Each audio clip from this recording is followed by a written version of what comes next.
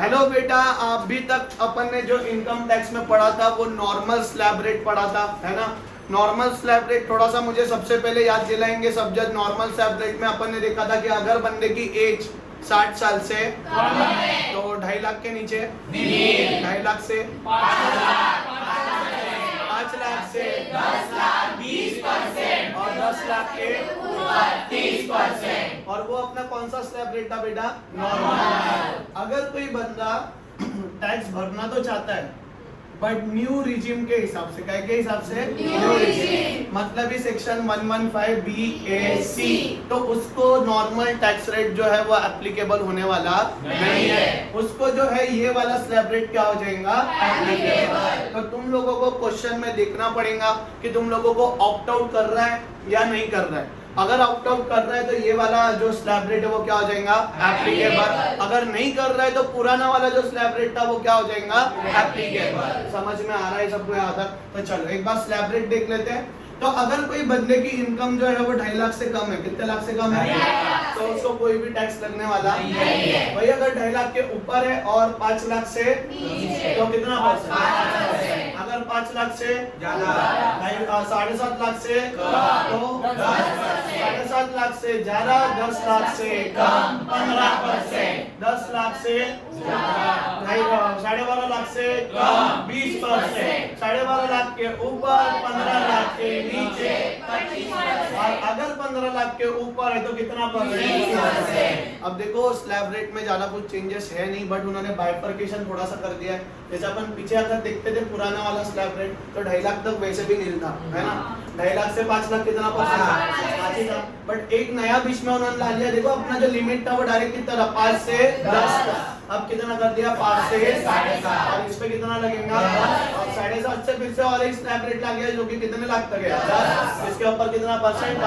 सबको सारे बहुत ही क्लियर है। बट अगर कोई भैया ये स्कीम में आता है 115BSC में तो फायदा ज्यादा होने वाला नहीं है, क्योंकि जो डिडक्शन अपने को मिलते थे सारे अपन ने जो डिडक्शन पड़े हुए हैं वो अपने डिडक्शन हाथों में से निकल के जाने वाले हैं। तो देखो क्या क्या चीजें अपने हाथों में अब रहने वाली नहीं है। तो देखो अगर कोई बंदा ये स्कीम में आ रहा है तो इम्पैक्ट गिरेगा कितने हेड्स के ऊपर? 5। और सबसे पहले जो हेड अपन पढ़ते हैं वो कौन सा वाला है? सैलरी। तो सैलरी में जो अपन ने लीव ट्रैवल कंसेशन पढ़ा था वो अब अपने को मिलने वाला नहीं है। HRA जो पढ़ा था इसका जो एग्जम्पशन था वो अपने को मिलने वाला नहीं है। एग्जम्पशन जितने भी आते थे, मतलब अलाउंसेस जो भी आते थे सेक्शन 10 सबसेक्शन वो सारे अपने को अब मिलने वाले, बट कुछ कुछ मिलेंगे। जैसे सबसे पहले कौन सा मिलेगा?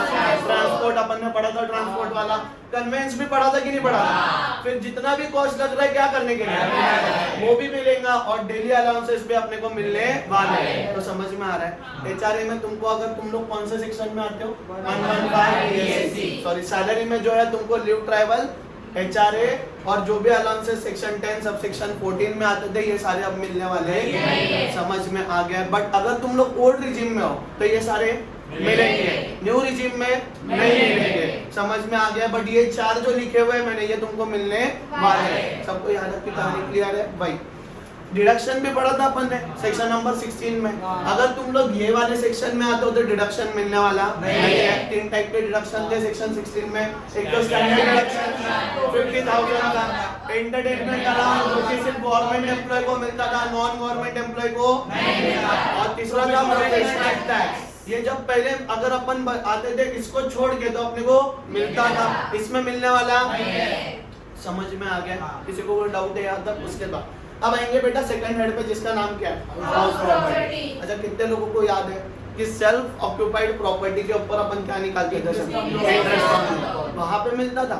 कौन से सेक्शन में? अदर देन 115BSC में अपने को डिडक्शन मिलेगा, पर यहाँ पे अपने को डिडक्शन मिलने वाला समझ में आ गया? तो हाउस प्रॉपर्टी में सिर्फ एक ही याद रखना है कि जो सेल्फ ऑक्यूपाइड प्रॉपर्टी के ऊपर क्या मिलता था? इंटरेस्ट ऑन लोन का डिडक्शन मिलता था। वो डिडक्शन अपने को 115BSC में मिलने वाला। सबको कहानी यहाँ तक क्लियर है? उसके बाद अब आ जाते हैं बेटा तीसरे वाली चीज पे जिसका नाम क्या है? क्लबिंग। अच्छा, क्लबिंग सबको याद है? एक बंदे की इनकम जब दूसरे बंदे में अपन इंक्लूड करते थे तो उसको ये अपन क्या बोलते थे? क्लबिंग। और इसमें अपन ने पॉइंट पढ़ा था माइनर चाइल्ड का। माइनर चाइल्ड का तुमको रूल अगर मैं याद दिला तो सबको याद भी ये चीज कि माइनर चाइल्ड की इनकम जो है एक तो फादर या फिर मदर जिसकी सैलरी हायर है उसके हाथों में क्या हो जाता है, बराबर। वही अगर उसके लिए कंडीशन भी थी कि उनका डिवोर्स होना नहीं चाहिए, उनका रिलेशनशिप एग्जिस्टेंस में होना चाहिए, तभी जाके वो क्या होने वाला है, टैक्सेबल। और तुम लोगों को ये भी याद है कि 1500 रुपए की लिमिट थी वहां पे, कितने रुपए की, मतलब 1500 रुपए क्या हो जाते थे, कट, और फिर उसके बाद जितनी अमाउंट बची थी उतनी क्या हो जाती थी, टैक्सेबल। तो ये जो 1500 रुपए अपने को माइनर साइड के लिए एग्जाम्पशन मिलता था वो अब मिलने वाला, समझ में आ गया कि यहाँ तक किसी को कोई डाउट है? और उसके बाद सेट ऑफ और कैरी फॉरवर्ड की प्रोविजन अपन ने पढ़ी थी सेक्शन 71 और 72 में। और 71 में देखो सेट ऑफ सबको याद है, दो टाइप के हुआ करते थे, एक तो इंटर, एक तो इंट्रा। इंट्रा मतलब ही क्या था, एक हेड से, और इंटर मतलब ही क्या है, हेड के हेड में, याद आ रहा है बेटा? तो जो लॉसेस होते थे कैसे, एचपी से, वो एचपी से जाते थे कि नहीं जाते थे, जाते थे, बराबर है, बट वो अब जाने वाले नहीं है। मतलब ही क्या कि अगर तुमको लॉस हो गया एचपी से तो वो डिडक्शन करके मिलने वाला। कैरी फॉरवर्ड जो अलाउड है, कैरी फॉरवर्ड मतलब है अगर हाउस प्रॉपर्टी का अपने को ये साल का लॉस कौन से साल लेके जाना है, अगले साल, तो अपन 115 BSA में भी कैरी फॉरवर्ड कर सकते हैं। अब मुझे और एक चीज यहाँ पे क्लियर हो गई है कि अगर एचपी को छोड़ के दूसरा कोई सेट ऑफ है तो वो हो सकता है कि नहीं हो सकता है, सिर्फ टाइप को नहीं हो सकता है। समझ में आ गया? किसी को कोई डाउट है? समझ में आ गया? उसके बाद अब आते हैं बेटा पीजीबीपी में, और पीजीबीपी में भी कुछ चीजें अपने को मिलने वाली नहीं है, जैसे ये अपन ने बहुत अच्छे तरीके से पढ़ा था, ये अपने को मिलने वाला नहीं है। साइंटिफिक रिसर्च में अपन ने दो टाइप के देखे थे, एक तो इन हाउस, एक तो आउटसाइडर। तो इन हाउस का मिलेगा, आउटसाइडर का क्लासिफाइड बिजनेस अपन ने कल ही पढ़ा हुआ है सेक्शन 135 में। और तुम लोगों को याद है ए से लेके एम तक के जो मॉड्यूल में अपने को दिए गए थे वो सारे कैसे धंधे थे, है ना? ये याद आ रहा है कि सबको? तो इनको भी जो डिडक्शन मिलता था वो डिडक्शन अब अपने को मिलने वाला है। और कल ही अपन ने एक्सपेंडिचर पढ़ा था काय के ऊपर, एग्रीकल्चर एक्सटेंशन प्रोजेक्ट, इसके ऊपर अपने को एक्चुअल में डिडक्शन मिलता है कितना परसेंट, 100% अब मिलने वाला है। सबको सारी बातें क्लियर है? किसी को कोई डाउट है क्या? उसके बाद आ जाओ बेटा आगे। आगे क्या बोलता है कि डिडक्शन, देखो सारे टाइप के डिडक्शन छोड़ के, ठीक है, बहुत सारे डिडक्शन पढ़े अपन ने 80 से लेके ये डिडक्शन जो अपन ने पढ़े थे, है ना, ये सारे डिडक्शन अब अपने को मिलने वाले नहीं है। सिर्फ कितने मिलेंगे? दो।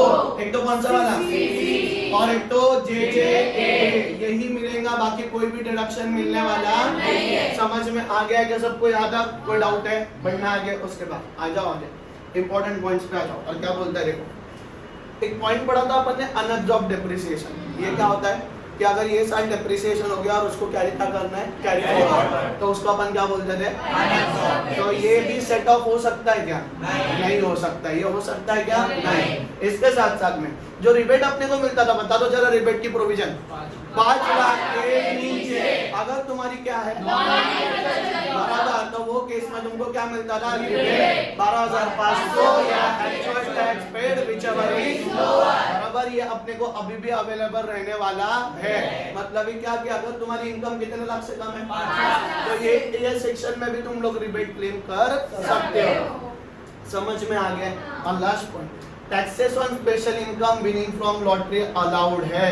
अच्छा बताओ, विनिंग फ्रॉम लॉटरी में कितना परसेंट डिडक्शन है? में पढ़ा था अपन ने 30% का अपन क्या लेते थे? डिडक्शन। ये अभी भी क्या है बेटा? अलाउड है। समझ में आ गया? किसी को कोई डाउट है? चलो आई होप सो सबको यूट्यूब पे भी क्लियर है। और चलो बाय बाय, टाटा, बंद।